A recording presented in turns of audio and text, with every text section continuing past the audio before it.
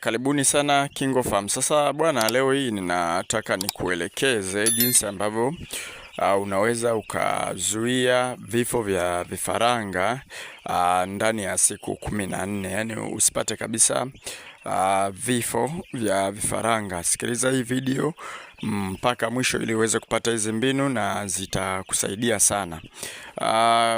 Pia ninakukumbusha unaweza ukajiunga na group letu la WhatsApp kwa ajili ya mafunzo. Ada yake ni shilingi 8,000.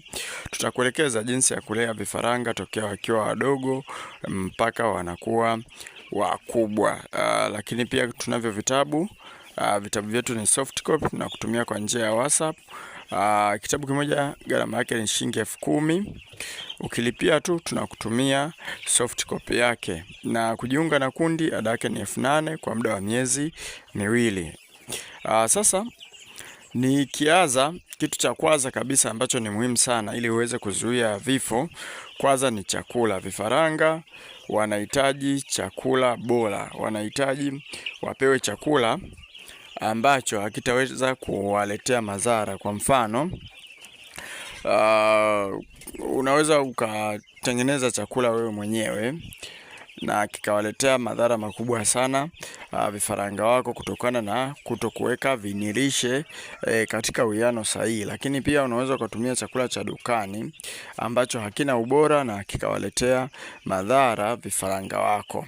Hilo ni jambo la kwanza. Jambo la pili ambalo litakufanya wewe uweze kuzuia vifo kwa vifaranga ni matumizi ya antibiotic na tiba za asili, kinga zile za asili. Muhimu sana kutumia antibiotic. Antibiotic nazo zisema hapa ni kama vile Neoxtic, kuna Neomycin. Antibiotic yoyote ile waga inaanzia na neo. Na kwa kawaida ukiwaleta vifaranga bandani siku ya kwanza, siku ya pili tunaanzaga kutumia hizi antibiotic, tunakuwa tunawachanganyia kwenye maji. Ni kitu cha muhimu sana kwa sababu vifaranga wakiwa wadogo hawachagui kitu cha kula.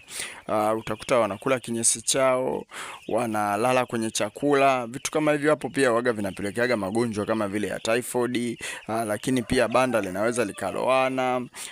Kwa hiyo hicho ni kitu muhimu sana cha kutumia hizo antibiotic. Lakini pia tunatumiaga tiba za asili. Kwa mfano hapa tunatumia sana kitunguu saumu, tangawizi pamoja na pilipili. Ukiona kwenye maji kama hivyo, unakuta humo tumechanganyia na hizo. Hizo ni kinga ambazo zinawakinga. Kwanza zinawakinga vifaranga na mafua.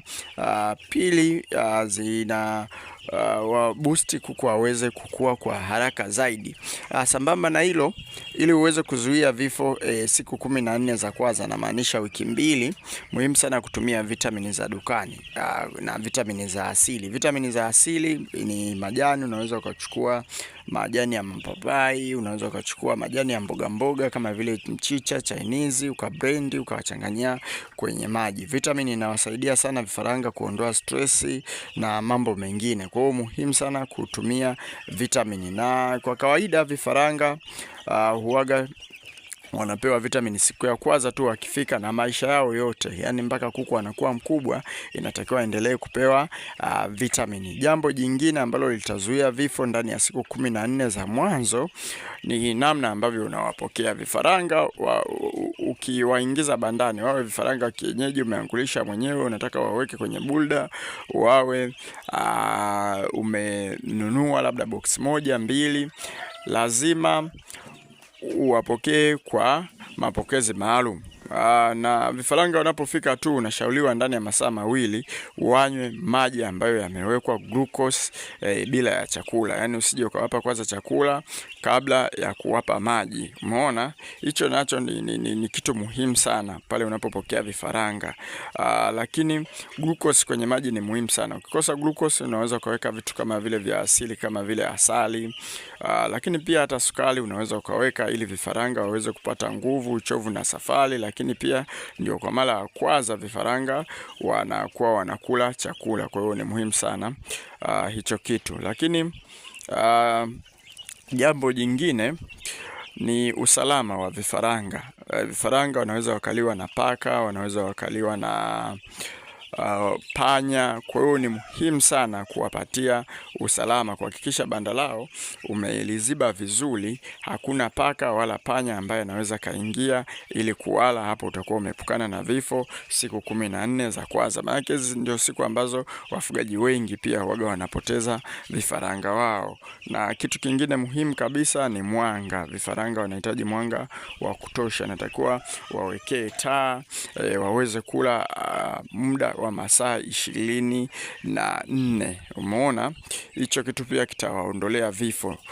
Jambo jingine, vifaranga wanahitaji joto la kutosha. Haijalishi vifaranga wapo kwa idadi gani, lakini vifaranga wanahitaji joto la kutosha. Kwa mfano hapa unaona, hapa kuna vifaranga 200 tu, lakini kutokana na sasa hivi ni kipindi cha mvua na kuna baridi kali, tumeweka majiko mawili. Tunatumia majiko mawili kwa hawa vifaranga na hatujapata kifo kwa kifaranga yeyote yule. Kwa hiyo ni jambo muhimu sana kuwawekea usalama, kuwawekea joto ambalo linakuwa linastahili.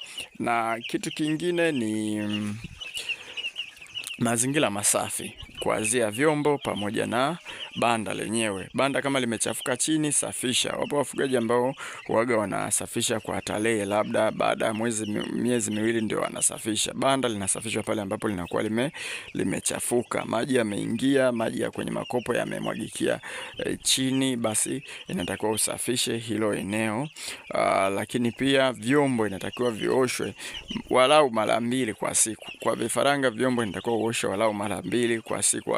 Hasa vyombo vya maji inatakiwa vioshwe sana, ili kuweza kuwanusuru vifaranga na vifo pia na magonjwa kwenye zile siku za mwanzo. Nimetaja mambo muhimu kabisa hapa ambayo unatakiwa kuyafuata ili vifaranga wako wasife ndani ya siku 14. Na ninakwenda kukuambia jambo la mwisho kabisa ambalo ni muhimu zaidi, lakini tu nazidi kusisitiza kwamba unaweza kujiunga na kundi letu la mafunzo ili ujifunze kufuga vizuri, uangalie sisi tunavyofuga kwa ada ya shilingi 8,000. Lakini pia tunavyo vitabu. Tuna kitabu cha miongozo mbalimbali ya ufugaji, kinauzwa shilingi 10,000 na ni soft copy na kutumia kwa njia ya WhatsApp. Unaweza ukachukua vitabu, sisi tuna vitabu jumla 5, unaweza ukachukua vitabu vyote. Lakini pia kujiunga na kundi, ada yake ni 8,000. Utakaa kwenye kundi kwa muda wa miezi 2. Jambo la mwisho ambalo ninakwenda kukuambia ni